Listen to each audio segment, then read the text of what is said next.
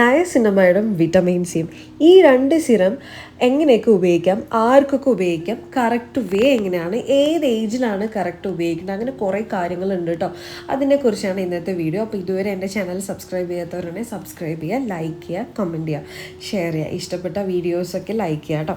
അപ്പോൾ നമുക്ക് വീഡിയോയിലേക്ക് പോകാം. അപ്പോൾ നയസിനമൈഡും വിറ്റമിൻ സിയും ഇവിടെ ഞാൻ രണ്ട് ബ്രാൻഡ് ഉപയോഗിക്കുന്നത്. ഒന്ന് ഡെർമാക്കോ ആണ് നയസിനമൈഡ് ഉപയോഗിക്കുന്നത്, പിന്നെ ഒന്ന് പിൽഗ്രിം വിറ്റമിൻ സി ഉള്ളത്. അപ്പം ഈ ഒരു രണ്ട് ബ്രാൻഡ് എന്ന് പറഞ്ഞാൽ അഫോർഡബിൾ ആയതുകൊണ്ടാണ് ഞാനിത് കാണിക്കുന്നത്. നിങ്ങൾ ഇത്ര നാൾ ഏതാണോ ഉപയോഗിച്ചത് അത് തന്നെ ഉപയോഗിച്ചോളൂ, ബ്രാൻഡ് കുഴപ്പമില്ല. പിന്നെ ബിഗിനേഴ്സ് ആണെങ്കിൽ, ഇനി ഇതുവരെ ഉപയോഗിക്കാത്തവരാണെങ്കിൽ ഇത് ഉപയോഗിച്ചോ കേട്ടോ, നല്ല അഫോർഡബിൾ ആണ്. ഇനി ഇതിനേക്കാളും പ്രൈസ് കൂടിയതാണെങ്കിൽ ഓക്കെ, നിങ്ങൾക്ക് ഇഷ്ടം കേട്ടോ.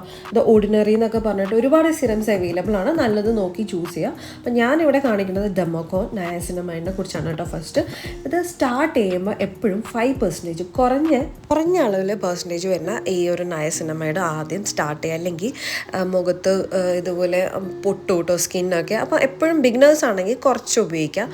അപ്പോൾ ഇത് എത്ര ഡ്രോപ്പ് ഉപയോഗിക്കണമെന്ന് വെച്ചാൽ, ബിഗിനേഴ്സ് ആണെങ്കിൽ ഒരു 1 to 2 ഡ്രോപ്സ്.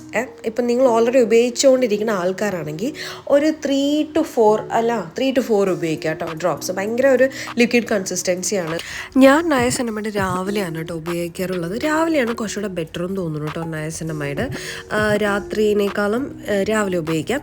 പിന്നെ ഇതേപോലെ വേണം നമ്മളിത് അപ്ലൈ ചെയ്യാൻ. ഇങ്ങനെ തേച്ച് കൊടുക്കരുത്, ജസ്റ്റ് ഇതേപോലെ ഡാബ് ചെയ്തിട്ട് വേണം കേട്ടോ സ്കിന്നിൽ അപ്ലൈ ചെയ്യാൻ വേണ്ടിയിട്ട്.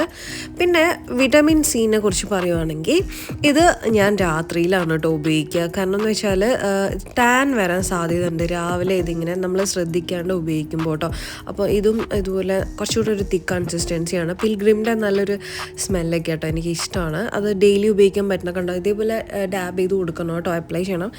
അപ്പം വിറ്റമിൻ സിയും നയസിനമൈഡും ഉപയോഗിക്കുമ്പോൾ ഞാൻ നേരത്തെ പറഞ്ഞ പോലെ നയസിനമൈഡ് രാവിലെയും വിറ്റമിൻ സി രാത്രി ഉപയോഗിക്കുക.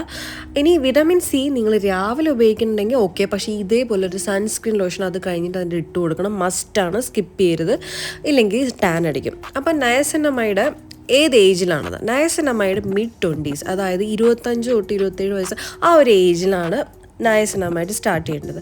In case of vitamin C എല്ലാ ഏജസിനും എല്ലാവർക്കും ഒരേപോലെ ഉപയോഗിക്കാൻ പറ്റുന്നതാണ്, പ്രത്യേക ഏജ് ഒന്നുമില്ല. അപ്പം ഇത് രണ്ടും ഒരേപോലെ നല്ലതാണ് കേട്ടോ.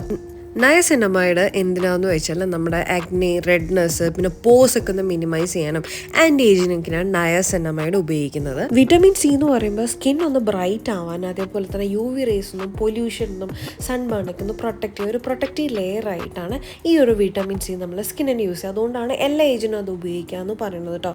അതുപോലെ തന്നെ രണ്ട് സിറം ഒറ്റ ടൈമിൽ ഉപയോഗിക്കേണ്ട, വേറെ ടൈമിൽ ഒന്ന് ഈവനിങ്ങും ഒന്ന് രാവിലെ ഉപയോഗിച്ചാൽ മതി കേട്ടോ. അപ്പോൾ എൻ്റെ വീഡിയോ ഇഷ്ടപ്പെട്ട് ലൈക്ക് ചെയ്യുക, കമൻറ്റ് ചെയ്യുക, സബ്സ്ക്രൈബ് ചെയ്യുക. ബൈ. വേറൊരു വീഡിയോ ആയിട്ട് വരുന്നതാണ് കേട്ടോ.